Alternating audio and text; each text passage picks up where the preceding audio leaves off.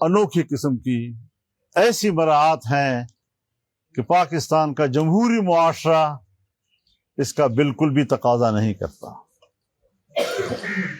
میں تو صدر مملکت سے بھی کہنا چاہتا ہوں، میں تینوں مسلح افواج کے سربراہان سے بھی کہنا چاہتا ہوں کہ وہ اس ترمیم کے تحت دیے ہوئے استثناء یا اس ترمیم کے ذریعے دی ہوئے مراعات ان کو از خود مسترد کر دیں اور کہہ دیں کہ ہم یہ قبول کرنے کے لیے تیار نہیں ہیں۔ ہم ایک وفادار عام شہری کی طرح اور ایک وفادار سپاہی کی طرح سب کے ساتھ برابر کی زندگی گزارنا چاہتے ہیں، ورنہ یہ آئین تو طبقاتی نظام پیدا کرے گا۔